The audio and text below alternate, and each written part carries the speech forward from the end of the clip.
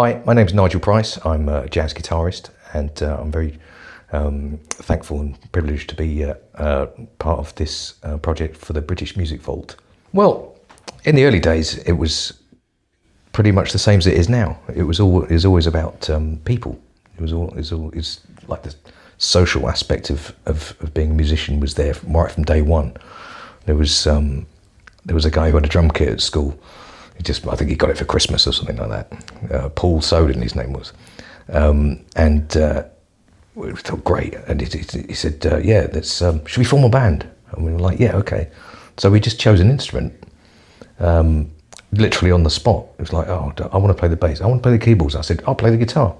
Didn't even have a guitar, so yeah, and it just seemed like something new and exciting, like a different sort of portal, for enjoying oneself. And so I actually built a guitar. I started saving up for a guitar, and in the meantime I built a guitar out of cardboard, and I learnt not all the chords, but I learnt a load of chords, your cowboy chords, on my cardboard guitar.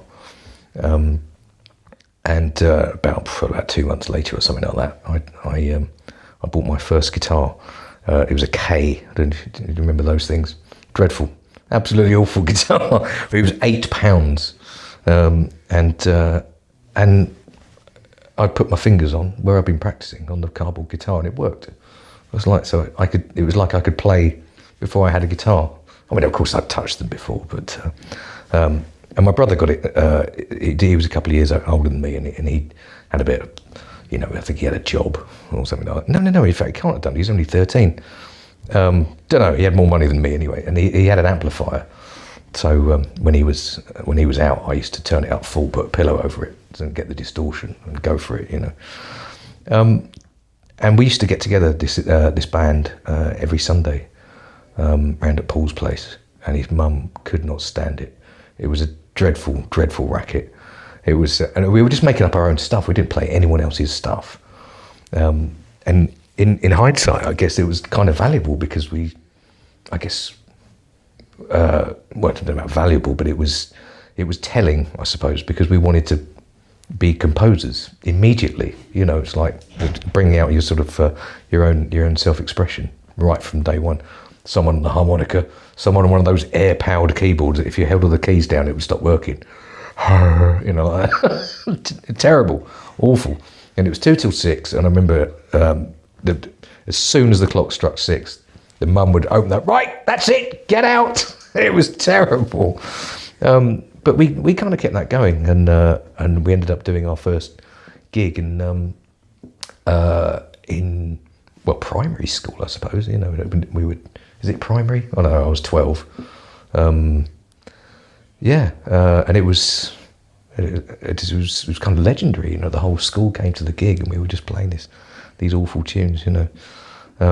And there was a recording made, and I think there was about 100 cassettes were sold.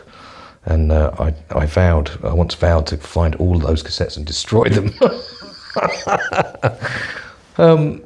And then, it just sort of carried on throughout the school life. It was all about music. I mean, in this area, I'm from Epsom, and we're only in Worcester Park now, and it was all about music. Everywhere was about music. There was the Linton's Lane, the Battle of the Bands. There was the Riverside.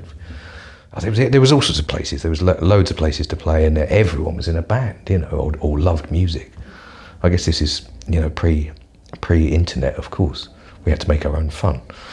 And it was great. It was a really, really wonderful time. And as we got older, we got more proficient, and started to sort of peel off our own separate ways. And I remember I was in a band with a guy called John McMurtry. It was his band. It was called the Manics, and not to be confused with the Manic Street Preachers, but it was like a heavy metal band, And I got thrown out of that. In fact, I should say that John McMurtry went on to become Iron Maiden's photographer.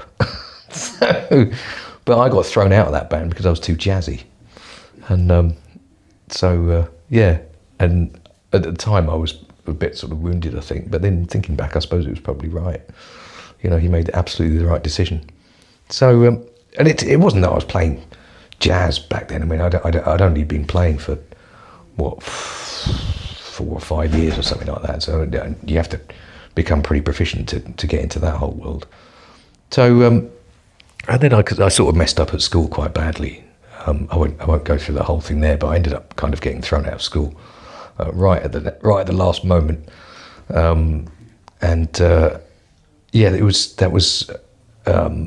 I didn't have anything else to do but play, you know. So I was doing a lot of playing, but I didn't have any money, so I ended up getting a job as a dry cleaner in Tolworth.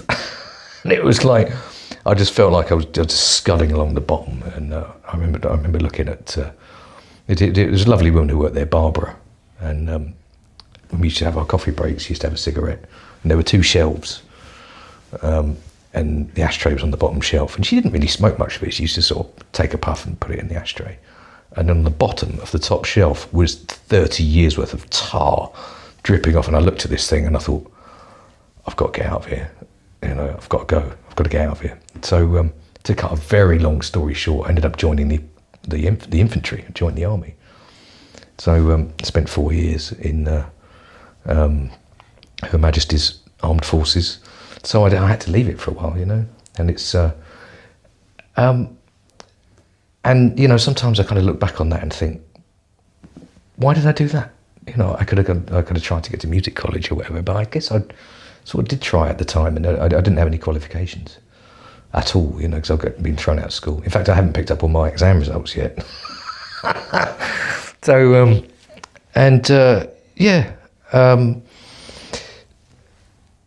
so I got out eventually and just tried to sort of pick up where I left off. Actually with some of the same people, and we were a lot older and more advanced, I suppose.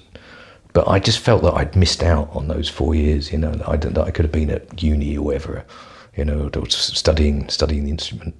And so I just used to put in an absurd amount of time, like practicing. I mean, you know, I remember seeing some guitar magazine, probably Guitarist magazine, I suppose, but it's like Joe Satriani's 10-hour workout. It was like, okay, let's do this, you know. And I'd be doing 10-hour days easy, you know, and sometimes more. It was just crazy the amount of time I put in.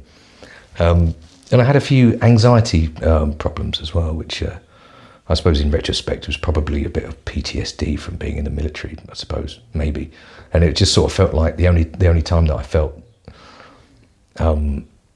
comfortable was when I just had a guitar in my hand. So I just thought, okay, I'm just going to do this all the time if it distracts me from being really anxious, you know. So that made me play even more and even more. Yeah, and I guess our tastes had changed, you know. It's heavy metal had started to veer into some kind of weird zone where everyone had to have a perm, and I was like, you know what, I'm not really into that, and I'm not wearing spandex either. So things started moving across. I suppose because we were listening to things like Led Zeppelin as well. It was all slightly before our time anyway. So none of us had any problem with looking back at the old music, you know, like the sort of legacy music. So yeah, I thought I'd sort of go down that road a little bit, sort of got into a bit of fusion. John McLaughlin became my hero, you know. Never heard anyone play that fast. And it was, I really kind of worshipped him. I actually went to see him in the Royal Festival Hall in 1989. It wasn't the actual gig that was recorded for their album, but it was the one after that. It was just incredible. But in the end, I kind of got me down a bit. I thought, I'm never going to be able to play like this guy. Never. You know, who can? You know, I mean, no one. Or to have that kind of facility. I thought, I'm never going to have that. And so I went down to Epsom Record Collectors. I just moved on. McLaughlin, Montgomery. What's this? Where's Montgomery? I thought, okay, I'll give it a whirl. Didn't realise I actually bought a really rare vinyl at the time. It was a not for resale version, but a copy of Moving Along. It was called Go, and that's not the official name of the album. Got it home, put it on the turntable, and I was just absolutely blown away just by the depth of the soul and the phrasing and that realisation that you didn't have to play at 1,000,000 miles an hour to actually connect with other human beings. And I absolutely wore that record out. I've still got it, but it's all crackly now, you know. And that was me kind of that was my first real sort of deep dive, I suppose, into the music. And those solos are now etched on my mind, And I think once you've got the bug, it's impossible to stop it, It's because it's so good and you love it so much, you just want more and more and more of it. So I just started buying records like you wouldn't believe, It's at a kind of frightening rate, and I'm still doing that now. I mean, you want to see my record collection? It's ridiculous. Not vinyl these days, but it's I still buy CDs because I see it as like a hard copy of the streams or whatever, and I hate streaming anyway. But I've got thousands and thousands and thousands of records. I listen to loads of music, and so I guess what with looking back, as I mentioned a minute ago, looking back at the legacy, because at the time, I guess there was things coming out like John Scofield, Hand Jive, that sort of thing. Those are the sort of records coming out in jazz at that time. And I'd been a rocker, so I didn't want to hear distorted guitar. I was like, I don't want this, and everyone was sort of raving about it. And although I really love that album, and I love it more now, I just thought, you know what? I think I ought to go back rather than sort of get on the train at this stop. I want to see where the train's been. So I thought I'm just going to have a little look back in time, check out some of the old stuff, and maybe I'll get this more if I check it all out. Thinking maybe I'd go down that rabbit hole for a couple of years, possibly, and I didn't realise how deep that rabbit hole was. how many incredible musicians are out there. Unbelievable.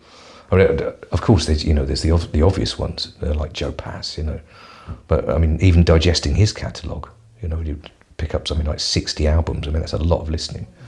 To listen to them again and again and again, and learn to love that stuff. That's just one guy. People like Jimmy Rainey and Tal Farlow. Even went back and checked out sort of Charlie Christian and Eddie Lang, and although I didn't remain there for too long. It's I think maybe just the sort of quality of the recordings partly put me off as well. But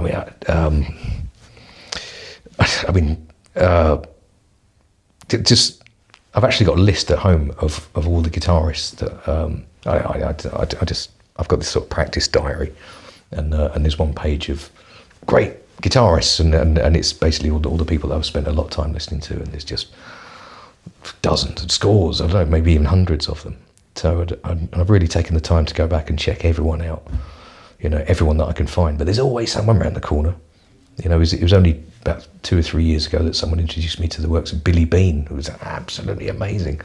And there always seems to be someone else who's like, have you not heard of this guy? People like Chuck Wayne, and I got into that because I'd read about his picking technique and realised that mine may be kind of similar. So I thought I'd check out his music, and found a video of him, and he was quite an old guy at the time, and he kind of lost it a bit. And so I just sort of, chucked that in the bin, not realising that like the records that he made when he was younger are absolutely unbelievable, just incredible music. So I've gone and dug all that out as well. I don't know. I could probably sit here for about 10 hours, like describing all this music. And I say it's not just a cursory, just a quick look at it. This is driving around, from gig to gig and all around the country, just listening and listening and listening and listening.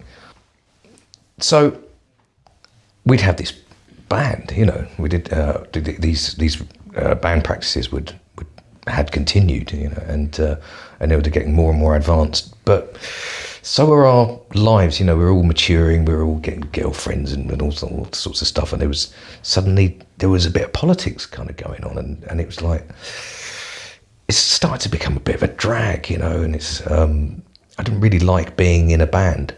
And I sort of got the idea that maybe if I could become just like a hired gun, just like good at playing jazz in my own right, and other people could call me up and just go and do it, like a one night stand, then maybe that could be the future. And that's pretty much exactly what I did. It was. I also started having a little play with a guy called Paul Herman, who's a great guitar builder actually, and Ross Maxwell, bass player, and Dominic Ellis, God rest his soul. So I'd have a separate jazz thing on I can't remember, Saturday morning or whatever that was. And Dominic's dad was a drummer as well, Keith. And we'd been doing this for a few months, and then he sort of said to me, as I was leaving one day, he said, "Oh, Nigel, got a gig.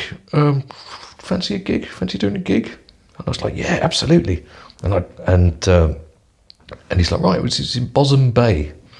You know that place? It's the place that floods, and you can lose your car if you're not careful." And I didn't drive at the time, and until he was driving me down to Bosom Bay and having a little chat. And I said, I turned around to him. I said, "You know, Keith, this is my first ever paid jazz gig." And I was thinking he was going to say, "You'll be fine, don't worry." He went, "Well, you could have bloody well told me." But it was fine. It was fine. Except I think I played the key of, I played the bridge of Scrapple from the Apple in the wrong key, but I think I got away with it. And yeah, I mean, I can't remember how much I got paid. It was £100 or something like that, but that's somehow that money that I'd made from going out and playing jazz seemed more valuable than any money I'd ever had before. And I guess that's the start of it. And slowly, just the live stuff started creeping up. And I was really heavily into funk as well, actually. I'd got really heavily involved in that. And I stayed in touch with the drummer from the band previously, who ended up being the drummer for an old band called Censor. And he was doing really, really well, and it's a great drummer. But yeah, it was, I don't want to use the word insidious, because that sounds kind of, it was a slow process to actually get busier. But I've actually kept my diaries all the way back from '94. From '94. So it was, I didn't keep anything before that. But by the time '94 came along, that's when I became a professional musician. So I obviously had enough gigs to actually consider myself a professional. But it sort of creeps up. I still had jobs, like I was the gardener in a mental hospital, and I used to do the occasional day's labouring or whatever, which carried on even when I was a sort of professional for a while, and then until I got worried I was going to hurt my fingers, and I just thought it was good to keep your feet on the ground, and just keep working. But in the end, I just sort of got too busy, and I had to leave all that behind. It was a pretty unhealthy way of living, I have to say, and you'd end up doing some pretty terrible gigs and for bad money. And there's a lot of drinking. We took a few drugs and stuff like that. I was just being young and enjoying myself, staying on people's sofas, and I just remember being really, really unhealthy, And then I met this girl, and not too long after that, she became pregnant. I don't know how that happened, and suddenly I had to get a bit more serious about it, And I remember thinking, I've got some practice to do, and when this baby comes along, am I going to get the time to practice? So I thought, well, I better knuckle down and do it now. So I bought myself a metronome, and we had this lean-to next to the side of the house, and I used to go out there in all weathers for 3 hours every morning and just put the metronome on and just practice scales, and I got this sort of system of dividing the guitar up into groups. It's like a position playing, basically, and I really threw so much time at that. And then eventually the baby came along, and the whole world turned upside down, as it does, And then a couple of weeks in, I was thinking, I wonder if anyone had noticed if I just crept off outside and carried on practicing. So I did it, and no one had a problem with it. So I just kept that going, and I've never stopped. I do it every single morning.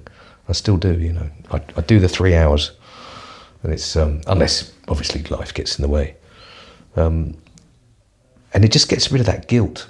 I remember like previously, I should do some practice. I should have done that. Should have done that. It's like, no, that stops. You do this every day, and then that guilt is gone. Okay, I can feel guilty about other stuff, but I never feel guilty about not having practiced enough. Never.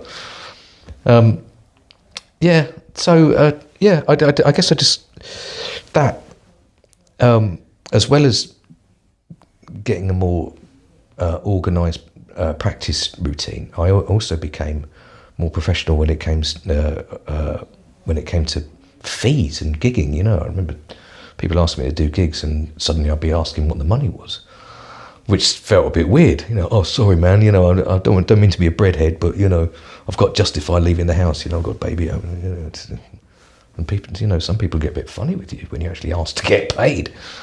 And I remember getting into some real arguments about that. You know, people asking me to do recordings for nothing, and I'd say, sorry man, I'm not doing it. And you know, they'd be a bit sort of taken aback. But actually, it's probably the best thing I ever did. And they'd actually say, no, I'm worth. Well, I know I'm worth more than that. You know, so yeah, and. Yeah, it was like I say, it was slow. I mean, I can't even remember. Well, actually, no, I do remember. I was just walking down. Okay, I do remember. It was so I was playing funk with a load of bands, and I ended up getting booked with this thing called the orchestra, which was like a funk orchestra, and the bass player in the band was Sam Burgess, who was the house bass player at Ronnie Scott's. And we had a great time, and it was for a big function, but the whole thing ran late, and they just said to the band, look, they want us to do a set of jazz. Can we play some jazz? So they just got me, the drummer, and the bass player, and yeah, we just did a trio set of jazz and had a great time, you know. And I think it was about a week later, I was walking down Epsom High Street, and the phone goes off, and it's Sam Burgess. And he said, hello, mate. He said, do you want to play at the club tonight? I said, what club? He said, Ronnie's. I said, Ronnie Scott's? He went, yeah. I said, what, you mean on the stage? He went, yeah. I went, all right then. And I don't know, I just couldn't believe that it was actually happening, you know. But went in there and just did a gig there, and it was brilliant. I loved it. I was absolutely terrified. But you know, I ended up getting really friendly with Sam and James Pearson, the house pianist, and Chris Dagley, the house drummer, who's sadly no longer with us. And yeah, I ended up working there. Just felt like all the time, you know. It's we used to do like the early set, and then there was another show before the second band. Before the second set, and then we'd disappear off to the pub, and then we'd play the late show as well. So we were sort of doing three gigs a day. I mean, not every day, but yeah, we did loads and loads and loads there. And today, I think I've played there about 600 times, I suppose. Although they don't really have a support band anymore.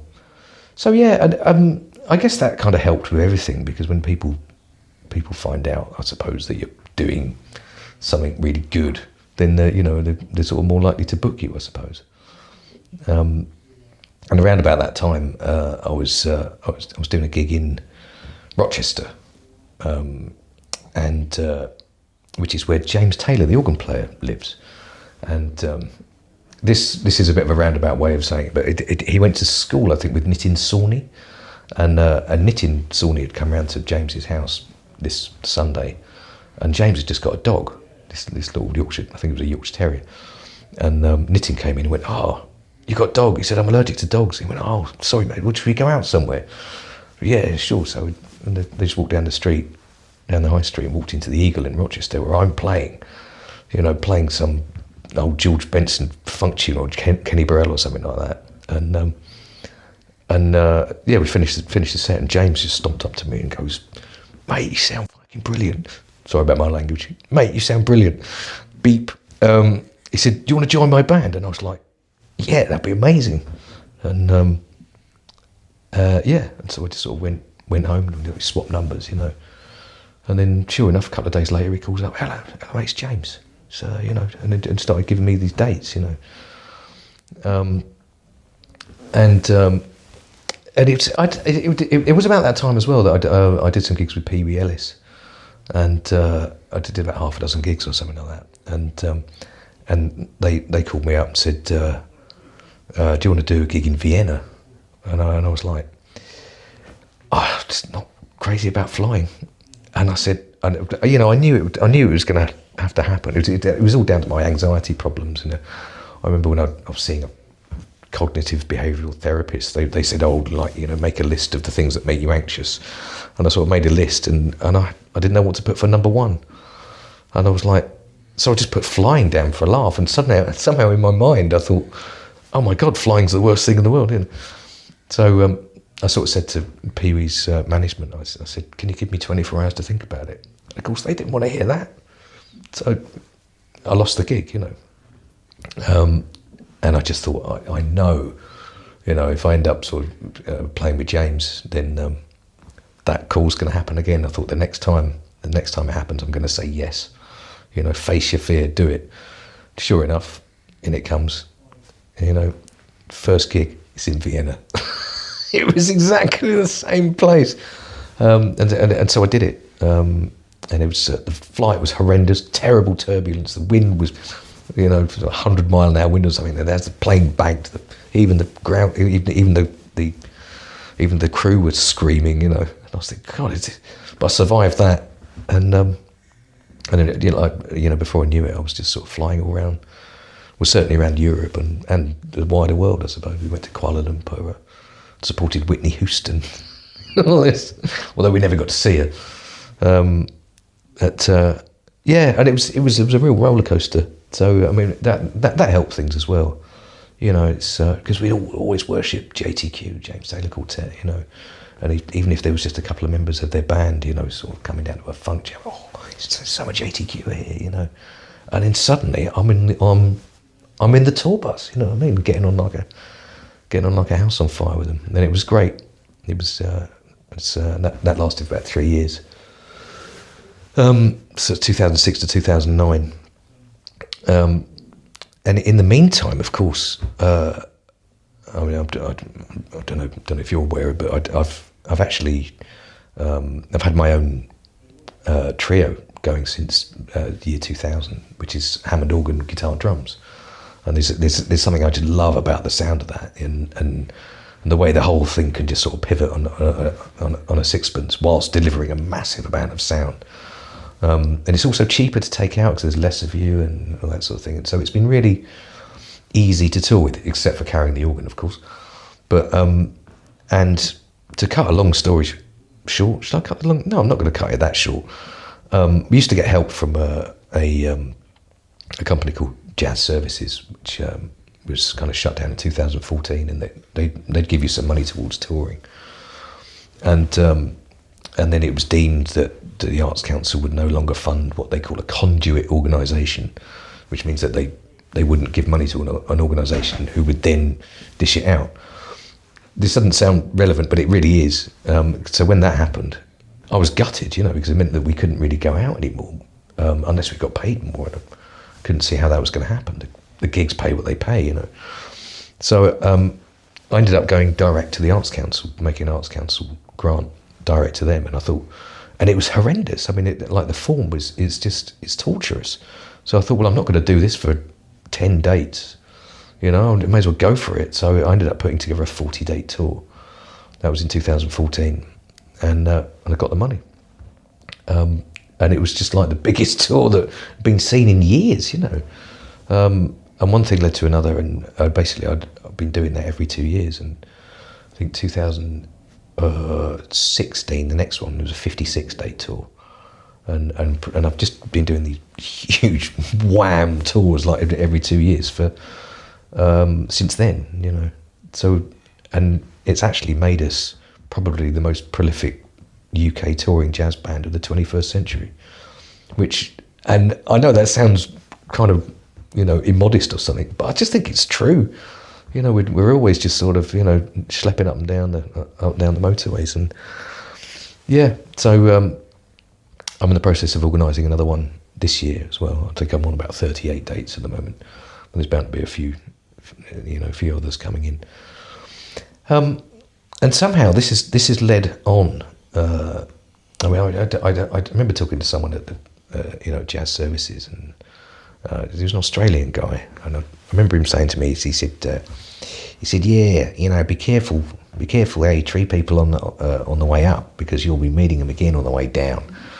And I'm not sure how pertinent that is really, but I just remember feeling that there's the jazz scene, and there's me, and this is just a sort of a thing that exists, and and you just, I don't know, you could just sort of go and jump into it. And it's I would explain that really badly, but I think I've come to realise that we are the jazz scene. Like all of these musicians, if it wasn't for all these people making the effort, then none of it would exist anyway. And it isn't something that exists without us.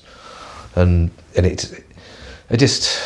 explained that really badly, but it just gave me a sense of kind of unity and the the importance of everyone being connected. So I got really kind of heavily involved in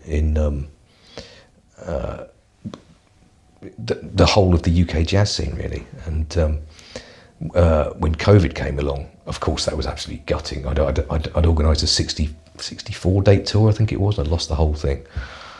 It was I couldn't even talk to anyone for about 2 weeks. Like, people were calling up and I just couldn't talk. I was just semi-catatonic,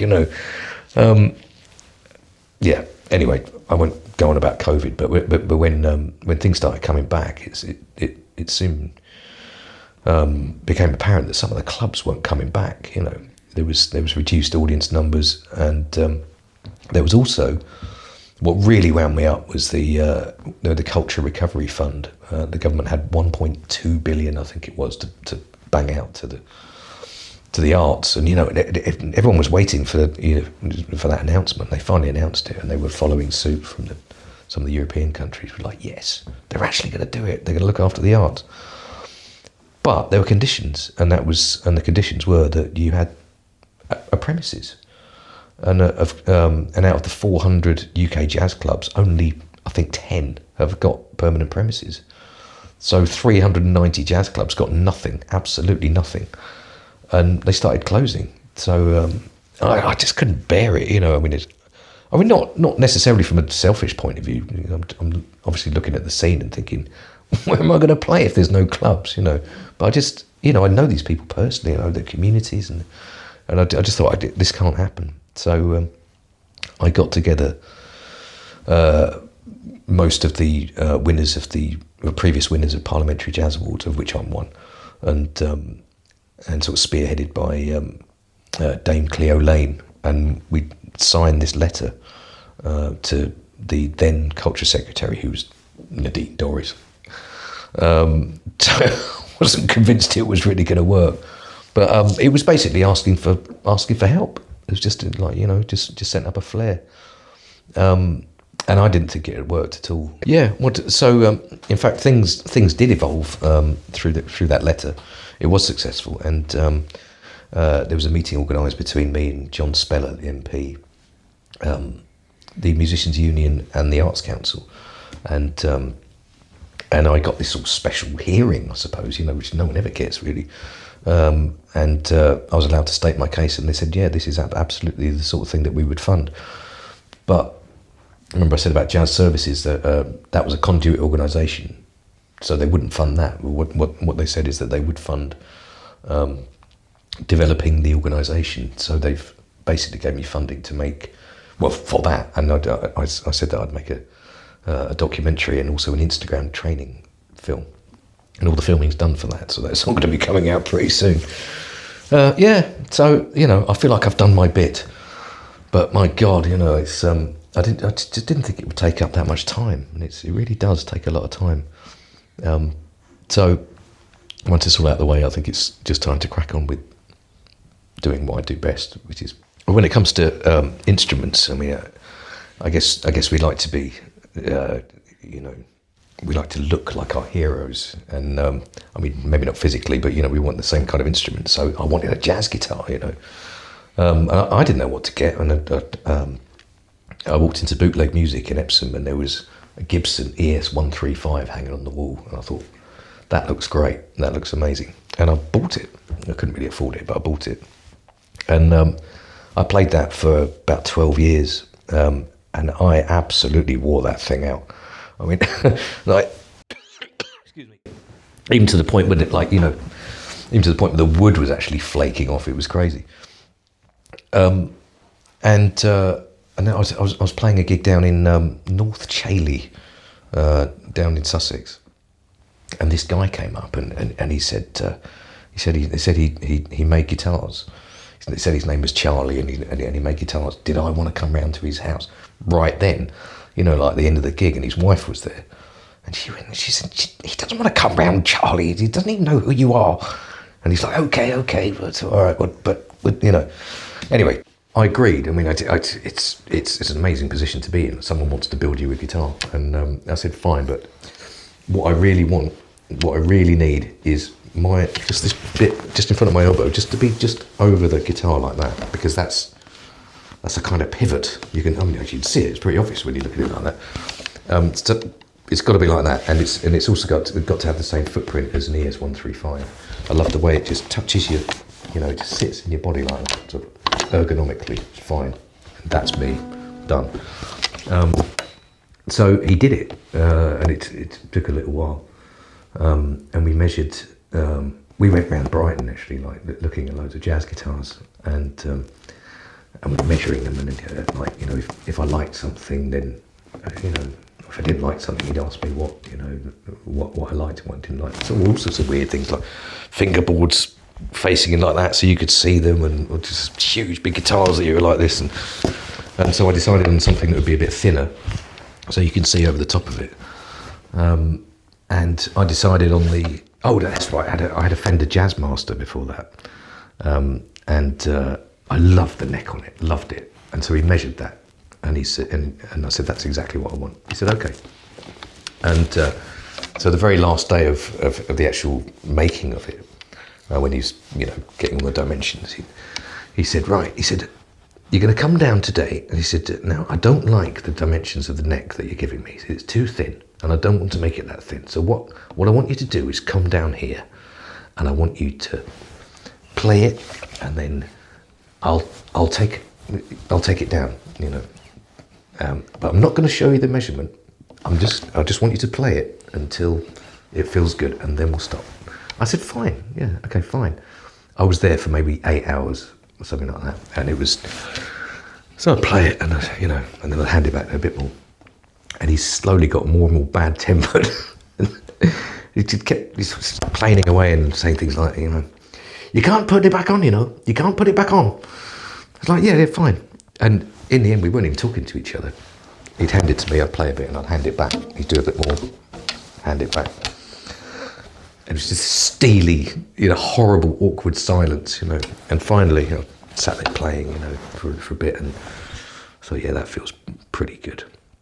And I handed it back to him, and I said, I think that's it, Charlie. Right. So he gets out his calipers, and he measures it. So he said, you know, it's the same as what you asked for, to within 1,000th of an inch. He said, you know what you want, don't you? It's it's a lovely guy called Charlie Crabtree. It's sadly we lost him about 4 years ago.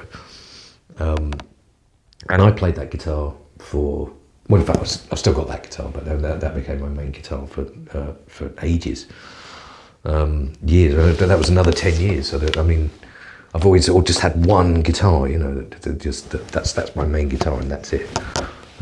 So I mean, where are we there? I mean, we're probably 23 years into my jazz career, you know, just with those two instruments. And then I sort of decided that I wanted something else, but it had to be the same kind of thing. It had to be like a thin line, you know, with a wide body and that sort of thing. So I found after a bit of research, I kept noticing the headstock of a D'Angelico, and it was like, oh, that's quite a lot of stuff on it. I don't know if you know these things. They're really ornate, giant headstock. You could probably paddle a boat with them. But I sort of slowly fell in love with it, and with the look of it. And then, but they didn't really. None of them seemed to be quite right. And then I suddenly found one that was. It'd been built in Japan by Hidesato Shino, I think his name was. He's like a legendary Japanese luthier, and it was, and they built them over in Japan for a little while. But it was basically a thin line D'Angelico, and it was blonde.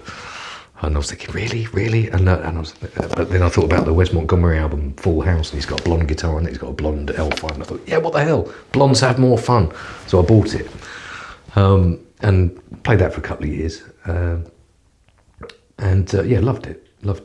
I guess that was 2016, because that's on the cover of Heads and Tails Volume 2, one of my albums, 2016. And then fast forward a couple of 3 years, and I was just driving around somewhere, and the phone goes, and it's Martin Taylor on the phone. It's like, that doesn't happen every day.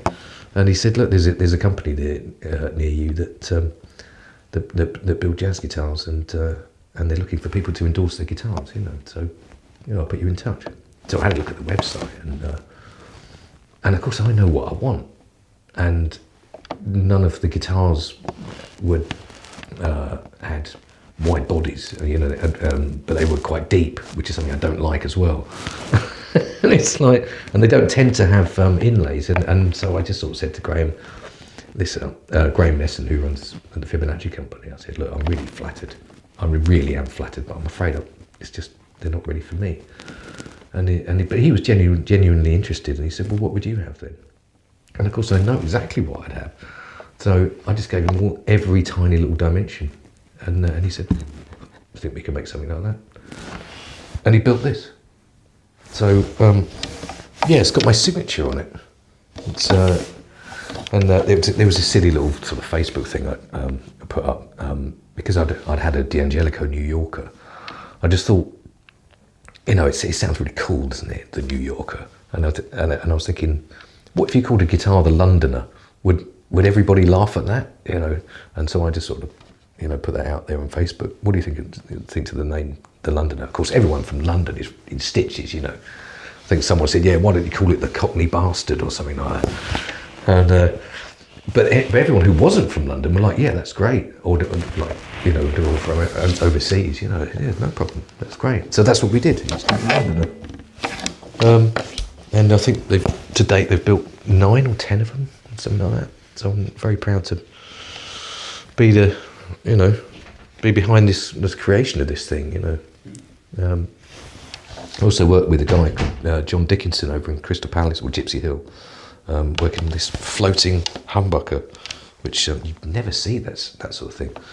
And maybe I shouldn't give away the secrets of what's inside it, but we did crack open an old PAF pickup and find out what was inside it, and so